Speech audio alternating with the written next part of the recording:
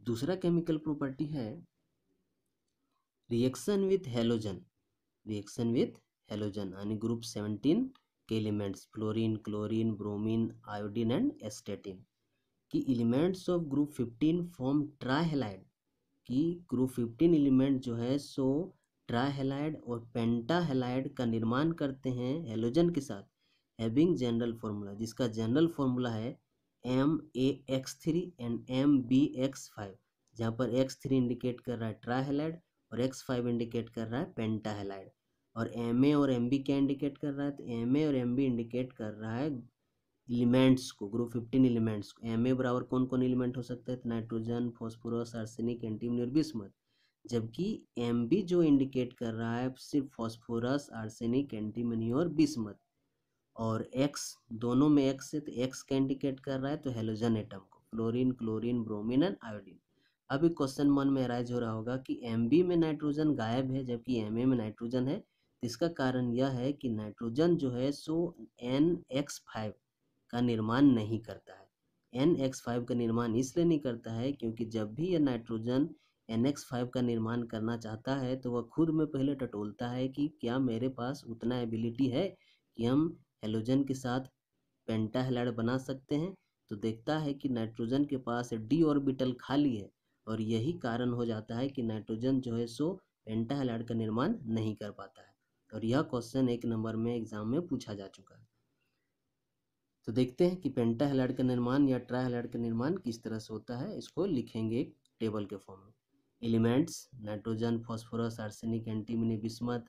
उसके बाद किस एलिमेंट के साथ रिएक्शन करेगा, तो fluorine, chlorine, bromine and iodine के साथ।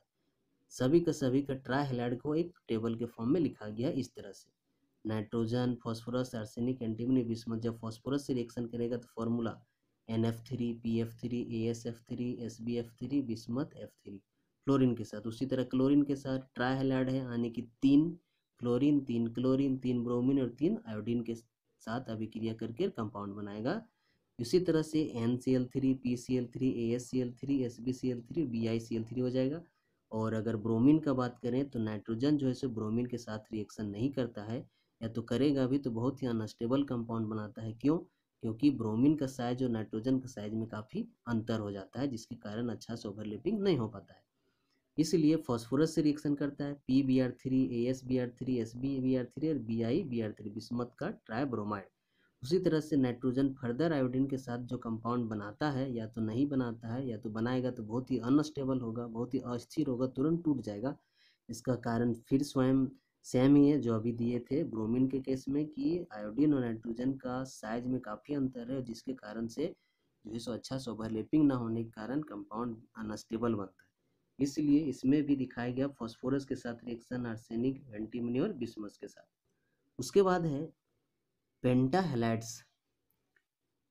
पेंटाहेलाइड्स में अभी कुछ देर पहले बताए थे कि नाइट्रोजन जो है सो 5 हेलोजन एटम के साथ रिएक्शन करके पेंटाहेलाइड नहीं बनाता है। क्यों? क्योंकि नाइट्रोजन के पास d ऑर्बिटल जो है सो नहीं है, और इस यही कारण है कि वह पेंटाहेलाइड नहीं बना पाता है। तो फॉस्फोरस, आर्सेनिक, एंटीमनी और बिस्मथ बनाते हैं पेंटाहेलाइड कुछ इस तरह से। Phosphorus PF5, PCl5, PBr5 and PI5। उसी तरह से आर्सेनिक के लिए AsF5, ACl5, एंटीमनी के लिए antimony F5, antimony Cl5, BiF5, BiCl5। नामकरण करेंगे तो फॉस्फोरस पेंटाफ्लोराइड, फॉस्फोरस पेंटाक्लोराइड, उसी तरह से ब्रोमाइड आयोडाइड, इसी तरह से arsenic pentafluoride chloride, antimony pentafluoride chloride, bismuth pentafluoride और क्लोराइड। अब सोच रहे होंगे कि एंटीमनी, आर्सेनिक और बिस्मथ का ब्रोमीन और आयोडीन के साथ रिएक्शन नहीं दिखाया गया है क्योंकि वह कंपाउंड्स काफ़ी अनस्टेबल होते हैं, इसलिए जो है सो उसका निर्माण किया भी जाता है तो तत्क्षणिक के लिए वह जब जरूरत होता है तभी निर्माण करके प्रयोग में लाया जाता है, क्योंकि उसको स्टोर करना बहुत ही डिफिकल्ट है क्योंकि अनस्टेबल कंपाउंड है। यह था आपका सेकेंड केमिकल प्रॉपर्टी। उसी तरह से है आपका केमिकल प्रॉपर्टी नंबर थर्ड, जो कि है रिएक्शन विथ ऑक्सीजन। ऑक्सीजन के साथ अभिक्रिया। क्या है ऑक्सीजन के साथ अभिक्रिया, देखते हैं कि elements of group 15 form 2 types of oxide. कि ग्रुप 15 एलिमेंट ऑक्सीजन के साथ दो तरह का ऑक्साइड बनाते हैं, जिसका जनरल फॉर्मूला है M2O3 एंड M2O5, जहाँ पर M इंडिकेट कर रहा है nitrogen, phosphorus, arsenic, antimony and bismuth. अब वह कौन कौन से ऑक्साइड बनाते हैं तो देख लेते हैं इसका एलिमेंट ग्रुप 15 एलिमेंट्स के, और यह हो गया आपका ऑक्साइड। नाइट्रोजन जो है सो M2O3 और M2O5 के अलावा भी बहुत सारे ऑक्साइड्स बनाते हैं, कुछ इस तरह से जो लिखा गया है N2O, NO, N2O3, N2O4, N2O5। Dinitrogen monoxide, nitrogen monoxide, dinitrogen trioxide, dinitrogen tetroxide, dinitrogen pentoxide. और बाकी जो फॉस्फोरस, एंटीमनी, आर्सेनिक और बिस्मथ हैं वह इसी कंपाउंड का निर्माण करते हैं M2O3 M2O5 जो लिखा गया इस तरह से, जहाँ पर M के जगह पर हो जाएगा P2 हो जाएगा, AS2 हो जाएगा, SB2 हो जाएगा और Bi2 हो जाएगा, कुछ इस तरह से और ऑक्साइड का निर्माण करते हैं। उसी तरह से चौथा गुण है ग्रुप 15 एलिमेंट्स का रिएक्शन विथ मेटल्स, धातुओं के साथ अभिक्रिया। कि एलिमेंट्स ऑफ ग्रुप 15 जो ग्रुप 15 के एलिमेंट्स हैं वह रिएक्ट करते हैं, अभिक्रिया करते हैं धातु के साथ टू फॉर्म और बनाते हैं एक कंपाउंड, यौगिक बनाते हैं जो एग्जिबिट जिसका ऑक्सीडेशन स्टेट -3 होता है। कुछ एग्जाम्पल के लिए कि अगर हम लोग नाइट्रोजन के साथ धातु के साथ, कैल्शियम जो है सो धातु है, सोडियम भी मेटल है, Mg भी मेटल है, जिंक भी मेटल है, जब रिएक्शन करता है तो कुछ इस तरह से कंपाउंड बनाते हैं। कुछ कंपाउंड्स का नाम जो है सो फॉर्मूला लिखा गया है Ca3N2 calcium nitride, calcium phosphide, sodium arsenide, zinc antimonide और मैग्नीशियम बिस्मथेट। यह सब एग्जाम्पल जो है सो मेटल के साथ अभिक्रिया है, और सभी में जो ऑक्सीडेशन स्टेट है किसका, ग्रुप 15 एलिमेंट्स का -3 ही होगा। कैलकुलेट करके देख लो, एक कैल्शियम का 2+ होता है, एक कैल्शियम का कितना चार्ज होता है +2, तो कितना कैल्शियम है 3, तो कितना प्लस हो जाएगा, टोटल 6+ हो जाएगा।